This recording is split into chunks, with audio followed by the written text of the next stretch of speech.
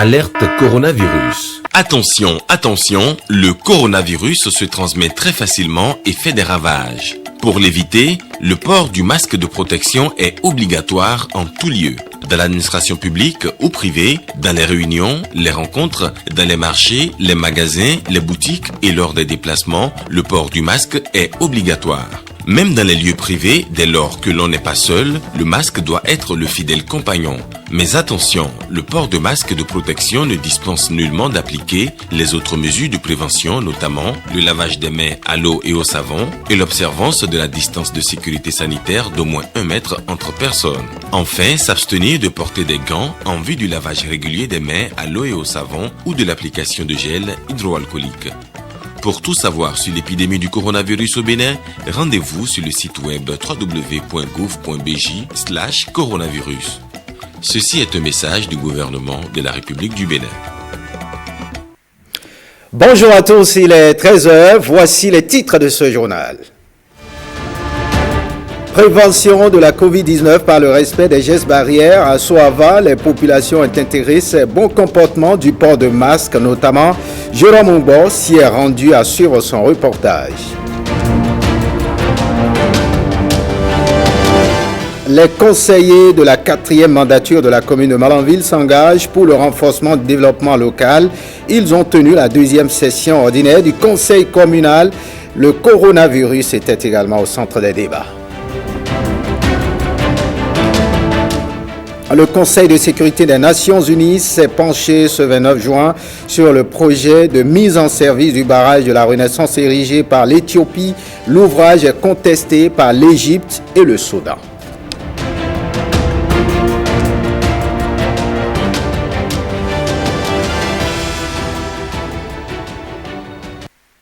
Bienvenue, si vous nous rejoignez, comment les populations des régions lacustres du Bénin observent-elles les mesures barrières contre le coronavirus? Cette préoccupation a conduit Jérôme Mungbo, Alessis Segbemon et Bruno Rotepo dans la commune de Soagba. Ils ont fait une incursion dans le quotidien d'un pêcheur à Ganvier. Regardez.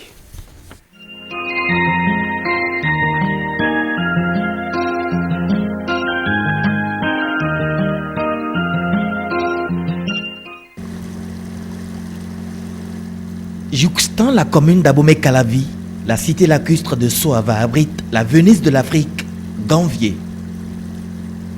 Au quartier Sokomé, nous avons rencontré Peter Arissou Adingban, polygame, père de 8 enfants.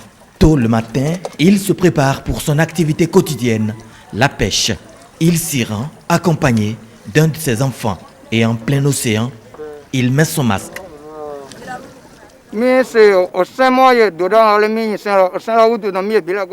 Je mets le masque pour respecter les mesures barrières. Je n'oublie pas le lavage des mains, l'éternuement et le crachat.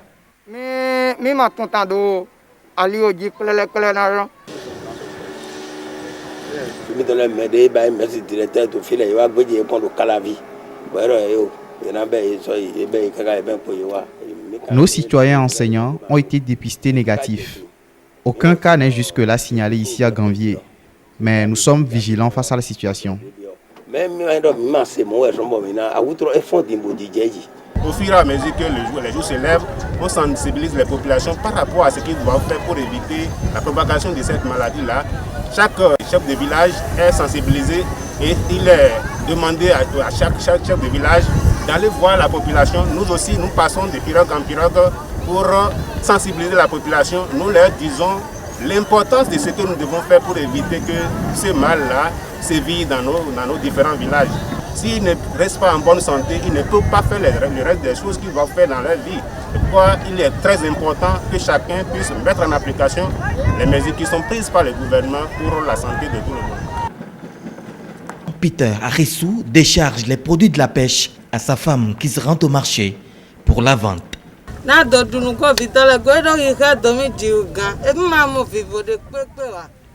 Me voici encore en route pour le marché. C'est difficile, tout a chuté.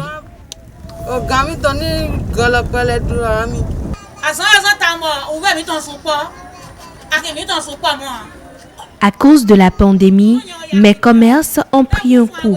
Cela fait 2 mois que je suis sur place. On a peur de la maladie, or on doit nourrir les enfants.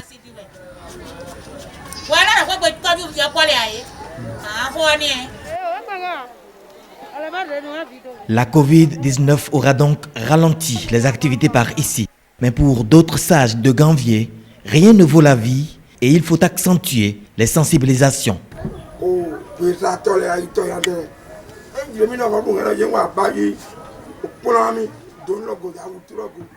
Nous les pêcheurs, nous souhaitons que l'autorité nous sensibilise davantage sur cette pandémie afin qu'on soit mieux aguerris.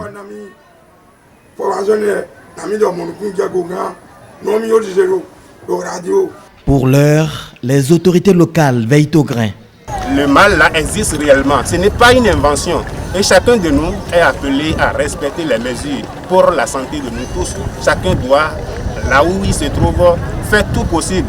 Nous prions Dieu pour que le moment là passe. C'est difficile pour nous, mais nous devons résister un peu contre les difficultés là pour que nous soyons en santé. Nous avons encore beaucoup de choses à faire. Tant qu'on n'est pas en santé, on ne pourra pas réaliser nos projets.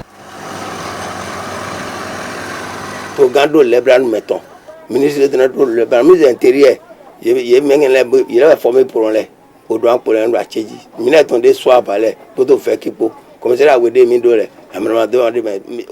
Le chef de l'État et son gouvernement se soucient beaucoup des populations. Nos forces de l'ordre sont très aux aguets, notamment la distanciation dans le transport des passagers.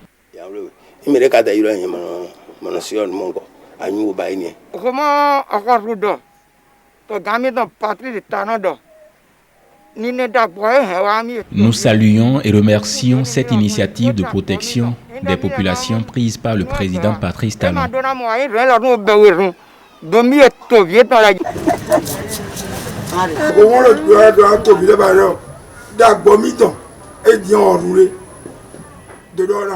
C'est pour notre bien-être, les mesures barrières.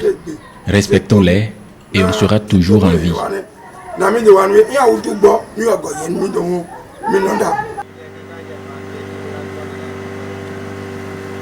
Le soleil se couche sur Ganvié.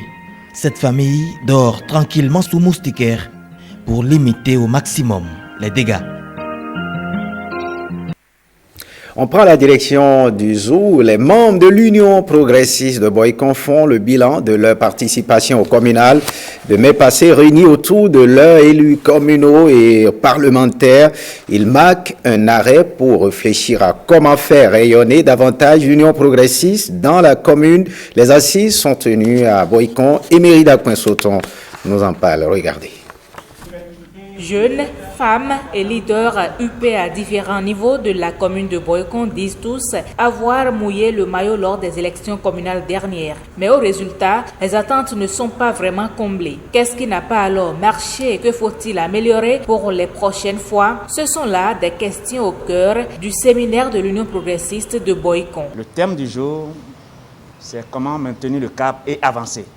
J'avoue, j'ai été très satisfait de l'échange dans la salle du séminaire où les jeunes se sont libérés, toutes les couches présentes, et ça nous a permis quand même de comprendre les tenants et les aboutissants de notre échec, s'il faut l'appeler échec.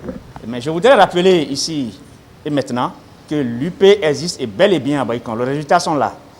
Je pense qu'il y avait près de 22 000 voix à Boycon contre 25 000 voix pour le BR. Ça veut dire que les populations continuent de faire confiance quand même au parti UP à Boycon. Et cette confiance doit être maintenue pour porter ses fruits à l'avenir. Pour ce, des recommandations sont formulées à la suite de ce séminaire. Mettre en place et dynamiser les structures existantes de l'UP dans la commune de Boycon avec une implication active de toutes les couches, notamment la jeunesse. Travailler pour la promotion des cadres UP de Boycon. Cultiver davantage le militantisme. Nous prenons l'engagement de ne ménager aucun effort afin de renforcer notre base dans les 66 quartiers de notre ville et renouer très prochainement avec de belles et grandes victoires. Il est utile de rappeler que l'UP continue de conserver le pouvoir local à Boycon, en ayant dans ses rangs 56 chefs de quartier et villages sur les 66 que compte la commune. Il faut que les jeunes touchent du doigt appréhendent le rôle qui est le leur dans le changement. Parce qu'aujourd'hui, nous sommes à l'heure de la réforme et il faut nécessairement que les jeunes soient des acteurs actifs. Nous comptons sur vous parce qu'on dit souvent que la jeunesse, elle est synonyme de mobilité, de dynamisme et d'innovation. Donc, autant nous sommes là comme dirigeants, mais en termes d'innovation, nous attendons beaucoup de vous. Pour mieux œuvrer au sein d'un parti, il faut connaître les idéaux de ce parti, sa vision, ses objectifs. Les délégués UP présents aux assises de Boycon ont donc été entretenus sur les fondements du parti Union progressiste. Ils ont été ensuite invités à officialiser leur adhésion en remplissant les formalités nécessaires pour l'obtention de leur carte de membre de l'UP.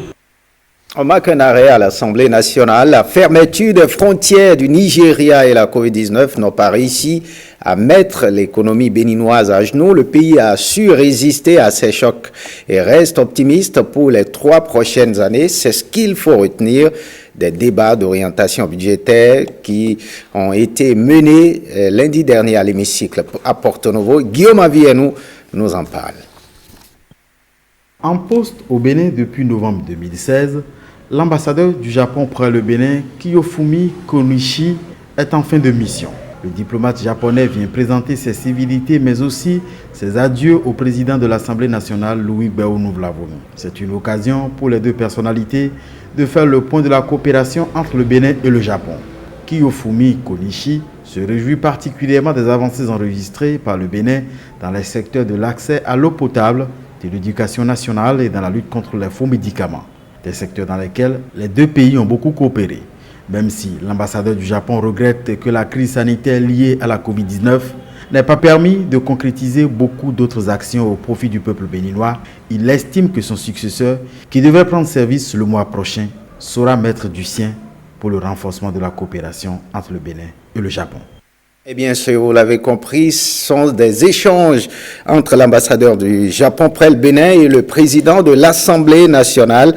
Avant donc de repartir dans son pays, l'ambassadeur du Japon est allé s'entretenir avec le président de l'Assemblée nationale du Bénin. On parle à présent de la fermeture des frontières du Nigeria et de la Covid-19 qui n'ont pas réussi à mettre l'économie béninoise à genoux. Le pays a su résister à ces chocs et reste optimiste pour les 3 prochaines années. C'est ce qu'il faut retenir des débats d'orientation budgétaire qui sont tenus donc lundi dernier à l'hémicycle. Guillaume Avienou nous fait le point. Regardez. Malgré la contraction des valeurs macroéconomiques observées sur le plan mondial et un double choc caractérisé par la fermeture des frontières du Nigeria et l'avènement de la Covid-19, l'économie béninoise sur la période 2017-2020 se porte bien, estime le rapport de la Commission des finances et des échanges du Parlement. Au plan national, en effet, l'activité économique est demeurée soutenue au 3e trimestre de 2019 et les données disponibles du secteur agricole à fin septembre de l'année dernière sur la production agricole sont restées stables par rapport aux perspectives à fin juin 2019. Et avec un taux de croissance de 3,5% pour 2020, cela sur la base des orientations économiques du gouvernement et tenant compte de l'exécution de la loi des finances à fin mars 2020, la santé de l'économie béninoise devrait se renforcer sur les 3 prochaines années, insiste le document soumis à l'adoption de la plénière.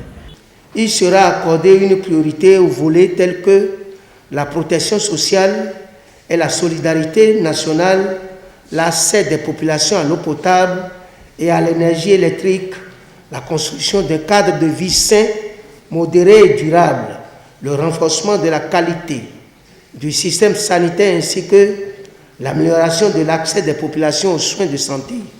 En ce qui concerne les finances publiques, la politique restera axée sur la sécurisation des recettes et sur le renforcement de la qualité des dépenses publiques. Le Parlement salue les mesures sociales prises par le gouvernement en lien avec la Covid-19 et félicite également l'exécutif pour la maîtrise des dépenses qui ont connu une réduction de 7% sur la période 2017 à 2019 avec un taux d'endettement de 41%. Un taux que les députés souhaiteraient voir augmenter pour les 3 prochaines années afin de permettre à l'exécutif d'achever les différents chantiers ouverts dans le pays. Je salue et soutiens fortement l'ensemble des actions prévues pour 2021 et qui vise l'atteinte des objectifs de développement durable ODD, en particulier l'eau et l'électricité, l'accès aux services de santé par l'accélération de la mise en œuvre du projet H, l'intensification des mesures relatives à la césarienne, à la prise en charge du paludisme chez les femmes enceintes et les enfants de moins de 5 ans. Je crois qu'avec cette maîtrise des dépenses, ça donne une marge de manœuvre pour que le gouvernement puisse vraiment investir dans notre économie. Et cet investissement, dans l'exposé, il est quand même dit clairement que cette intervention va permettre de solliciter le secteur privé. Et je voudrais profiter de cette occasion pour demander au gouvernement que lorsqu'on parle de secteur privé, que vraiment que ce soit le secteur privé national qui soit vraiment priorisé. Sur la question de la dette, l'exécutif voudrait rester prudent, fidèle à son principe de rigueur sur les critères de gestion plus stricts que ceux de la norme communautaire de l'espace UEMOA. Si la crise, nous allons prendre la dette pour régler les dépenses de l'État s'il faut. Parce que n'oublions pas que derrière, c'est sur ça que je veux terminer, derrière les chiffres, il y a des hommes. Et nous avons à cœur de veiller à ce que un épanouissement de la population soit assuré. La dernière fois, je vous ai garanti que, vous l'avez vu dans le budget 2020, malheureusement, nous avons eu le contre-coup. Nous avons, depuis le 2019, décidé de mettre beaucoup plus d'accent sur les dépenses sociales prioritaires. On a eu 3 années vraiment pour ajuster et on était bien lancé pour mettre l'accent sur le social et le social. Malgré le contre-coup du Covid, vous avez vu les mesures que nous avons annoncées il y a 2 semaines maintenant, sur 14 milliards. Nous avons encore d'autres mesures qui vont venir, etc., parce qu'à la fin du jour, c'est le bien-être de la population que vous représentez qui compte. Sur les 3 prochaines années, le gouvernement voudrait tabler davantage sur les performances dans le secteur agricole, au port de Cotonou et sur les travaux de construction du pipeline Bénin-Niger pour davantage développer le pays. Un développement dans lequel une place de choix va être accordée au social et à la résolution de la question du chômage des jeunes. On met le cap sur le septentrion. L'Association nationale béninoise de droit constitutionnel, en collaboration avec OSIWA, a organisé ce vendredi à Parakou une conférence débat. L'objectif est de préserver l'héritage majeur de notre démocratie pour la jeune génération et celle future. Olvira Mensa et Dorcas Tito pour le compte-rendu. J'aimerais d'abord parler du système politique. J'aimerais savoir quel héritage de la conférence nationale de 1990 pour les générations futures? C'est l'une des thématiques développées au cours de cette conférence débat. Une conférence qui vise la pérennisation des acquis de la conférence nationale des forces vives de la nation au sein de la jeune génération. Vous savez, à la conférence, les tendances n'étaient pas les mêmes. Il y a ceux qui étaient pro-révolutionnaires et qui étaient venus garder et essayer de conserver quelques acquis de la révolution. Et il y a ceux qui étaient venus imposer la démocratie, se battre pour la démocratie, les libertés, les droits. Et dans cette confrontation, il y a eu ce qu'on appelait le consensus de la conférence. Et donc, il fallait faire vivre à ces jeunes ces 2 tendances-là. 30 ans après la conférence nationale des forces vives de la nation, il importe à la jeunesse d'avoir une connaissance des faits marquants de ce grand rendez-vous démocratique. Ils ont un rôle de relais à jouer. Parce qu'il doit prendre le relais de ce qui a été fait en ce moment-là. Et après la conférence nationale, de manière à ce que la flamme qui a été allumée à l'occasion de cette conférence ne s'éteigne jamais. C'est pour ça qu'il est bon que les jeunes gens, aujourd'hui, en soient conscientisés, en soient sensibilisés, pour que la flamme continue de briller. Et que ce qui nous a amenés à cette conférence ne revienne plus jamais. Cette conférence permettra donc à la jeunesse de mieux cerner les questions liées à la démocratie pour une meilleure appropriation des enjeux démocratiques actuels et futurs. Un tour à la criette de la prison ferme pour Jonas Huyo et Sabo comme Vito Fodji dans une affaire de fraude fiscale qui les a conduits vendredi dernier devant les juges de la criette, la Cour de répression des infractions économiques du terrorisme. Guillaume Avienne. Les accusations d'abus de confiance et de corruption active qui pesaient contre Sabo comme Vito Fodji, comptable de formation, avait été requalifié par la Cour en abus de confiance et de tentative de corruption au terme du jugement qui, elle, a duré toute la journée de ce vendredi. Jonas Huyo, inspecteur des impôts à l'époque des faits, qui remonte à 2018, s'est aussi vu dans cette affaire les accusations d'abus de fonction et de corruption passive retenues contre lui à l'instruction, requalifiées en abus de fonction. La Cour l'a toutefois acquitté pour les faits de corruption passive. Sabo comme Vito Fodji, maintenu finalement dans les liens de tentative de corruption et d'abus de confiance, écope de 10 ans de prison ferme et a versé la somme de 7,5 millions d'amende au Trésor public puis a payé aux civils la somme de 6,3 millions à la victime dans ce dossier. Jonas Huyo, quant à lui, reconnu coupable d'abus de fonction est condamné par la Cour à 7 ans de prison ferme et a payé au titre d'amende la somme de 5 millions de francs CFA. Un retour sur les faits.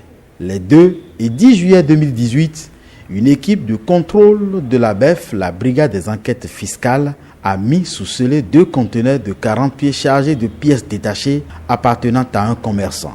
Ce dernier avait recouru au service de l'établissement Assomad pour le fret. Un établissement qui avait des soucis avec le fisc. Pour obtenir la main levée des mesures conservatoires, Fataï Hassani, le propriétaire de la marchandise, remet au sieur Sabo comme Vito Fodji, alors comptable de l'établissement Assomad, la somme de 6 millions de francs CFA pour le premier conteneur et de 2,5 millions pour le second. Mais à la grande surprise de M. Hassani, Sago Com lui ramène une quittance de 500 000 francs CFA pour les 2 conteneurs. Intrigué, Fataï Hassani se confie à la Direction générale des impôts et des domaines. Interrogé, Sago Com Vito Fodji confesse avoir reçu de l'inspecteur des impôts Jonas Huyo l'autorisation de payer dans les caisses de l'administration fiscale pour le premier conteneur la somme de 500 000 francs CFA et qu'il a gratifié ce dernier de 2,5 millions puis a gardé par-devant lui le reste de l'argent estimé à 5,5 millions de francs CFA. Une révélation qui a conduit à l'interpellation des 2 hommes. À l'enquête préliminaire et devant le juge d'instruction, Sabo Com a reconnu les faits, mais à la base ce vendredi, il a varié. Lui a fait remarquer maintes fois le président de la Cour, Guillaume Dossalali. Le préfet du département du Zou et des Collines a tenu une conférence de presse à Boycon. Entre autres sujets à aborder, le point de l'installation des maires, leurs adjoints et des chefs d'arrondissement et la question de la pandémie du Covid-19. Emerida Kouensoton nous fait le point. Regardez. Il était chargé de l'installation des maires et de leurs adjoints dans les communes des départements du Zou et des Collines. Le préfet Firmin Couton. Les débuts ont été difficiles, l'avoue-t-il, mais avec l'intervention des députés, on n'a pas perdu du temps, a fait savoir l'autorité départementale. Tous les maires, les 15 du Zou et des Collines, sont déjà en fonction. Je les ai déjà installés dans leurs fonctions, ainsi que leurs adjoints. Les chefs d'arrondissement ont été installés par les maires. Tout le monde est au travail déjà. Étant donné qu'on n'a pas perdu du temps, les gens n'auront pas d'excuses après. Il y en a qui disent ça. Ils disent, mon élection, j'ai fait près de 3 mois, 4 mois avant de commencer. Je voudrais, par vos canaux, dire aux conseils communaux que c'est une lourde responsabilité que la population de leur commune leur a confiée. L'autre question abordée au cours de cette conférence de presse, c'est la pandémie du Covid-19. Covid-19, c'est une réalité. Ça tue. Covid-19, ça a rendu déjà malade déjà près de 1000 personnes. Nous devons tout faire pour limiter son développement. Et surtout que les conditions à respecter ne sont pas compliquées. Il s'agit juste des gestes barrières, à savoir se laver régulièrement les mains à l'eau au savon. Ça ne coûte rien ça. Alors, porter les masques pour sortir, lorsque nous sommes ensemble, tel que nous sommes là, porter les masques pour sortir. Lorsque nous sommes ensemble comme ça, soyons distants, raisonnablement distants des uns et des autres. Donc je voudrais dire à mes populations que le respect des mesures barrières, comme j'ai l'habitude de dire, est d'ordre public. C'est-à-dire que si on dit de porter les masques, vous ne portez pas, vous violez la disposition d'ordre public. Et en violant ainsi ces dispositions d'ordre public, les forces de l'ordre peuvent interpeller les concernés. Les contrôles ont d'ailleurs repris pour le port de masques pour tous et de casques pour les motocyclistes. Partons pour Malanville où la deuxième session ordinaire du conseil communal de Malanville s'est tenue vendredi dernier. Les conseillers de la 4e mandature s'engagent à travailler pour le développement local. Suivez le reportage de Abdoulaye Mouni Yakoubou. Adoption du point d'exécution du budget communal exercice 2020 à la date du 31 mai. Création des commissions permanentes et validation des villages bénéficiaires du projet d'appui aux communes et communautés pour l'extension des services sociaux sont entre autres points des échanges. Le maire félicite la nouvelle équipe élue du conseil communal avant de préciser l'orientation de travail. Mon vœu le plus ardent est que la présente session, qui coïncide avec le début de cette 4e mandature, soit placée sous le signe de la fraternité, de la convivialité, du retour de la bonne ambiance, de la compréhension au sein du conseil communal, afin qu'on puisse amorcer véritablement les défis qui nous attendent tous. Cette nouvelle équipe du conseil communal adresse sa gratitude au gouvernement et aux partenaires financiers pour les efforts consentis dans les secteurs vitaux du développement local de Malanville. Nos sincères et chaleureux remerciements au chef de l'État, le président Patrice Talon, les membres donc de son gouvernement, à nos différents partenaires, à savoir l'UNICEF, l'APIDA, la coopération suisse, la GIZ, l'UEMOA, la BJF, le PAEFE, le PADZA et j'en passe. 28 conseillers communaux sur 29 participent à cette deuxième session du conseil communal de Malanville. Les travaux durent 2 jours.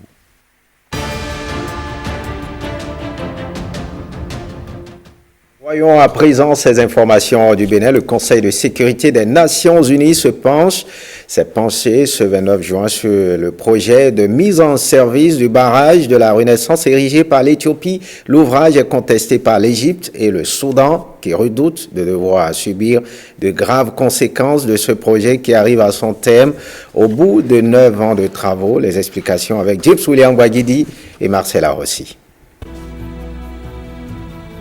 Voici l'infrastructure qui pourrait être à l'origine de la première guerre interétatique pour l'eau en Afrique.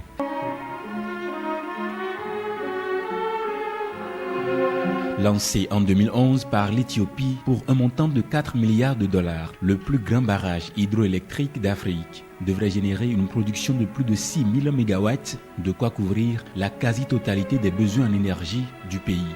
C'est au cours de cette semaine, selon une annonce du gouvernement éthiopien, que le réservoir du barrage doit commencer à être rempli, et ce, avec les eaux du Nil. Problème, les 2 pays en aval du barrage, le Soudan et surtout l'Égypte, qui dépend à plus de 97% des eaux du fleuve, voient d'un très mauvais œil ce projet infrastructurel, prêt à tout ou presque pour l'empêcher. Ce 29 juin donc, après plusieurs semaines de blocage des pourparlers, le Conseil de sécurité des Nations Unies s'empare du dossier dans l'espoir de trouver une solution à l'avantage de toutes les parties.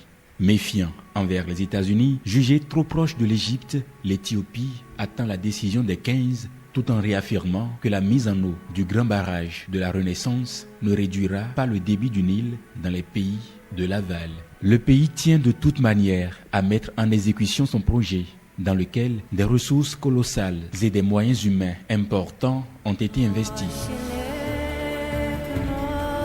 Tous les ingrédients d'une confrontation qui, sauf proaction du Conseil de sécurité et plus largement de la communauté internationale, pourrait déclencher le premier grand conflit pour l'eau que les analystes et les géopolitologues les plus catastrophistes annoncent depuis déjà plusieurs décennies.